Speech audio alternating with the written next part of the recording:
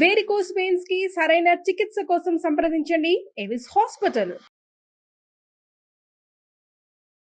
నమస్తే రమగారు. నమస్తే జయ. రమగారు, మనము ఒక పొద్దు ఉంటాం, ఒక్కొక్కరు ఒక్కొక్క రోజు మనకి అనుకూలంగా మన ఇష్ట ప్రకారంగా ఉంటూ ఉంటాం కదా. అప్పుడు ఏమైనా ప్రత్యేకమైన నియమాలు ఉంటాయండి ఆ ఒక పొద్దు పాటించే రోజు? జనరల్గా ఒక పొద్దు దేనికోసం ఉంటారు జయ? భగవంతుడి కోసం, పలానా ఇష్టదైవానికి. ఇప్పుడు నేను ఉన్నాను, గురువారం ఉంటాను, శనివారం ఉంటాను, సాయిబాబా అని నాకు ఒక ఫీల్. వెంకటేశ్వర స్వామి ఇంకా అందరం యూనివర్సల్గా ఉండేది కాబట్టి సాటర్డే ఉంటాము. సోమవారాలు ఉండేవాళ్ళు ఉంటారు, సోమవారం శుక్రవారం ఉంటారు, మంగళవారాలు ఉంటారు, బుధవారం కూడా ఇంకేదో వినాయకుడు కని అయ్యప్ప కని. బుధవారం తక్కువ వింటాం కదండి, బాగా వినేది మనం. ఒకటి సోమవారం, గురు, శనివారాలు కనపడతాయి. ఆదివారం ఒక పొద్దు వాళ్ళు కూడా ఉంటారు. అవును, ఉంటారండి, విన్నాను. సూర్యనారాయణమూర్తికి సూర్యుడి కోసం ఆదివారం రాత్రి భోంచేయరు. సాధారణంగా ఒక పొద్దు అనగానే పగలు భోజనం చేసి రాత్రి భోజనం చేయని వాళ్ళు కనపడతారు. అవును, అన్నం తినరు, తద్భిన్నం ఏదైనా తింటారు. ఒకటి, ఏ దైవాని కోసం మనం వారం ఉంటున్నామో ఆయన కోసం అన్నం మానేయటమే కాదు, పొద్దున పూజ చేసుకోవడం కూడా ఒకటి పాటించాలి. ప్రధానంగా ఏ దైవం కోసం మనం ఉండదలుచుకున్నామో ఆయన యొక్క ప్రార్థన చేసుకోవాలి ఉదయకాలం. అప్పుడు కదా మనకి ప్రోగ్రాము సక్సెస్ అయ్యేది. ఎప్పుడు చేయాలి? అంతేగా కదా. ఊరికే శనివారం ఉపాసన మేమేం తినాం అంటే చాలా సరిపోదు. దాన్ని దైవారాధనతోటి కూడిన ఒక పొద్దు ఫలితాన్ని ఇస్తుంది.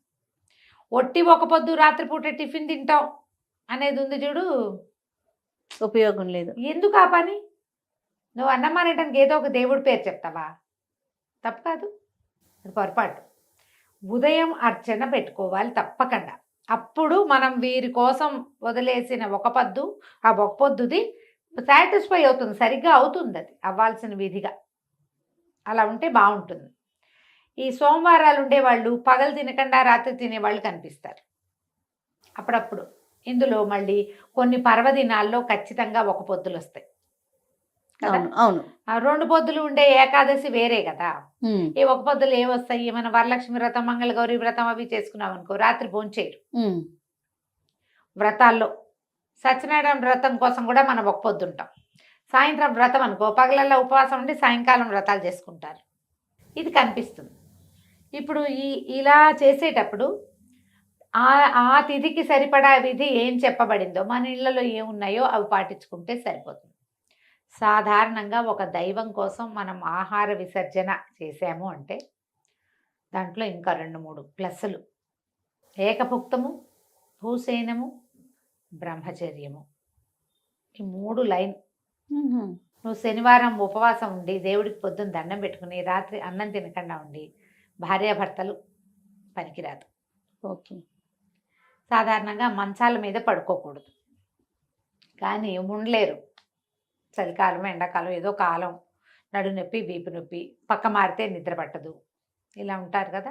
ఏకశయ్యా గతులు కాకూడదు, ఒకే పదం మీద పడుకోకూడదు. అవి కూడా కుదరవు కొన్ని చోట్ల, అవి కుదరవు. అలాంటప్పుడు ఈ పొద్దులు ఎందుకు పెట్టుకోవటం? మీకు కుదిరినప్పుడే చేసుకోవచ్చు కదా, అవునా కాదా? అంతేగా.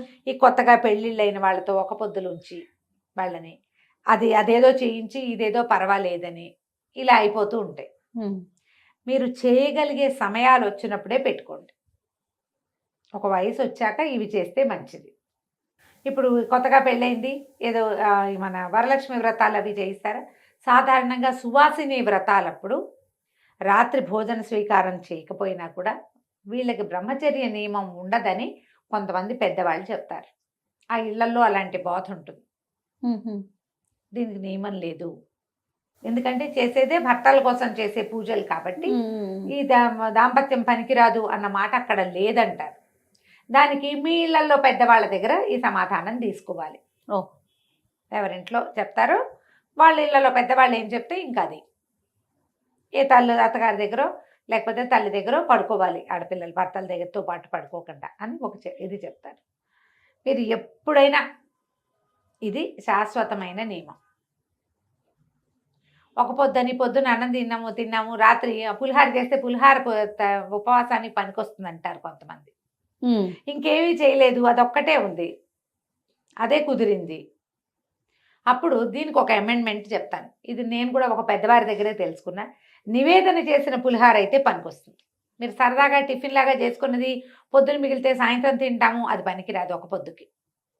మీరు సాయంకాలం దేవుడికి చేసి గుళ్ళో పెట్టింది, గుళ్ళో నివేదన చేయబడింది, లేదా మీ ఇంట్లోనే మీరు నివేదన చేసింది అయితే మీకు పనికొస్తుంది. ప్రసాదం అయితే ఏం తిన్నా తప్పలేదు, అది నివేదన చేయబడితేనే. అన్ని ప్రసాదాలే కదా అంటే వండినవన్నీ మన మన మన బతుకంతా భగవంతుడి ప్రసాదమే, దాన్ని తీసుకోకూడదు. దాన్ని తీసుకోకుండా ప్రత్యేకంగా నీళ్లు చల్లి భగవంతుడికి నివేదన చేయబడింది చూడు, అది పనికొస్తుంది. పులిహార తిందాం, దద్దోజనం తిందాం, చక్కెర పొంగల్ తిందాం, ఇవన్నీ ప్రసాదాలు అయితే పనికొస్తాయి. ప్రసాదాలు కాకుండా అయితే పనికిరాదు. దీంట్లో పాటుగా మీ దేశాచారాలు, మీ ఊళ్ళల్లో పాటించే విధానాలు కొన్ని ఉంటాయి, మీకు తెలిసవి. మేమేదో చెప్తాం, మా ఊళ్ళలో మేము చెప్తాం అంతేగా కదా. ఈ మా ఊర్లో మీ నెత్తి మీద నేను రుద్దకూడదు, నా ప్లేస్లో ఉండే వాళ్ళు ఎవరు చేయకూడదు. అది చక్కని మాట రమ్మగారు, ఇది మాత్రం అది రుద్దకూడదు. ఇప్పుడు ఇప్పుడు నేను నాది చెప్తా, నాలాంటి విధానం ఉన్న వాళ్ళే అది పాటిస్తారు, నాలాంటి విధానం కాదు నీది. అంతే కదా. ఎందుకు నా వెంట పడి అమ్మో అలా చెప్పితే కొంపరిపోతామని భయపడి చచ్చి కాంప్లికేటెడ్గా ఎందుకు చేసుకుంటావు? వద్దట్లా. మీ ఇళ్లలో ఏం పాటిస్తారు, మీ ఊళ్ళలో ఏం పాటిస్తారు, మీ గుళ్ళో ఏం పాటిస్తారు, లేదా మీకు పురోహితుడు అయ్యగారు ఉంటాడు, ఆయన ఏదో చెప్తాడు, అట్లా నడవండి. కానీ నియమం పెట్టుకోండి. ప్రధానంగా మనం ఒక పొద్దు ఉండటం అంటేనే నియమం కదా. భగవంతుడి కోసం ఒక రోజని, ఆ రోజు ఈయన కోసమని మనం అన్నం మానేసే విధానం ఒకటి పెట్టుకున్నప్పుడు, ఇంకొకటి 2 విధులు పాటించి దాని పూర్తి స్థాయి ఫలితాన్ని పొందవచ్చునే. మనం ఎందుకు పోగొట్టుకోవాలి? ఖచ్చితంగా కదా. అందుకని దేవతార్చన, దైవారాధన, ఒక పొద్దు కలిపి ఉంచుకోండి.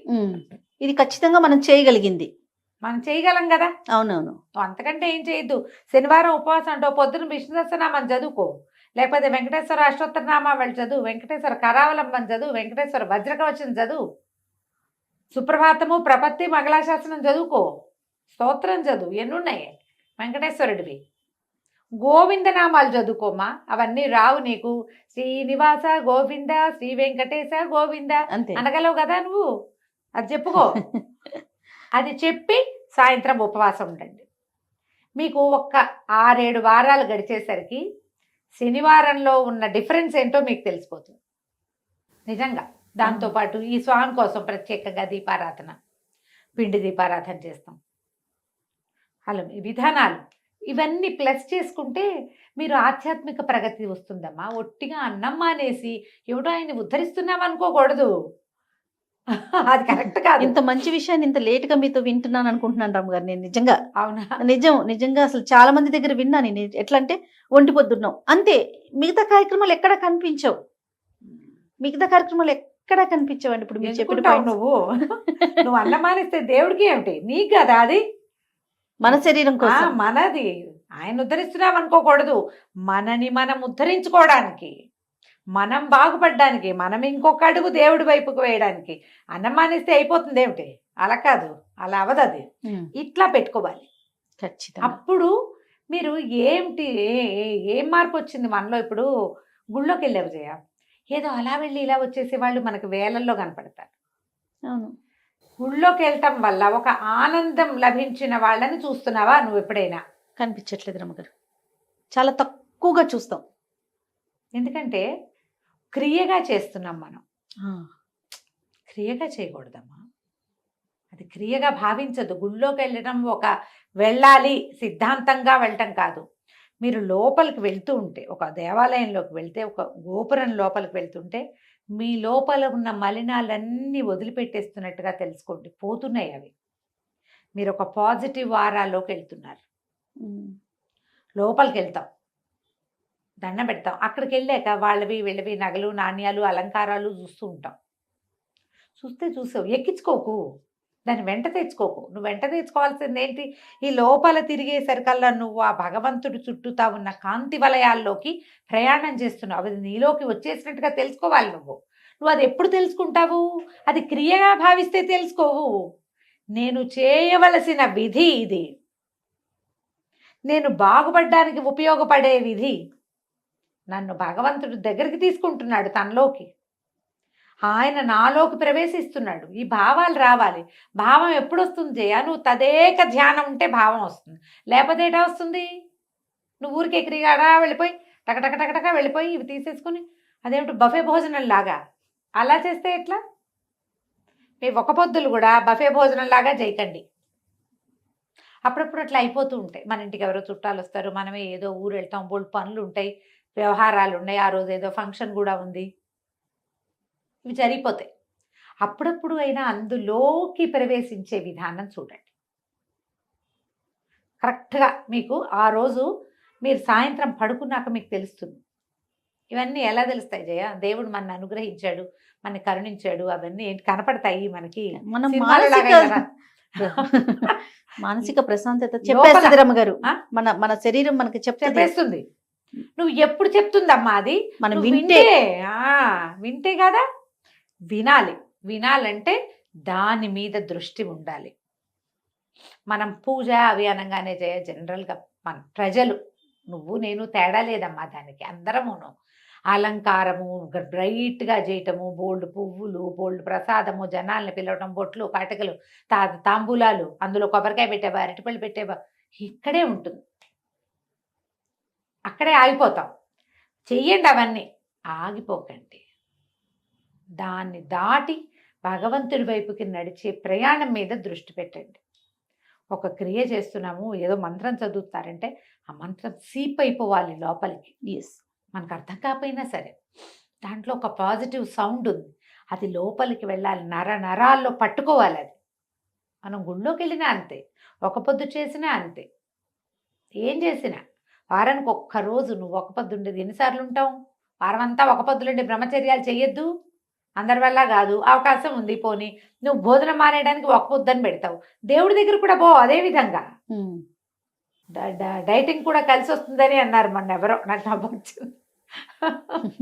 డైటింగ్ కూడా కలిసి వస్తాను ఒక పొద్దు ఉంటున్నారు. ఓహో, పాయింట్ చూడు. భగవంతుడిని ఆ రకంగా తీసుకెళ్ళకండి అమ్మా. మీరు అన్నం తెలుసుకొని మహత్తరంగా మానేయండి.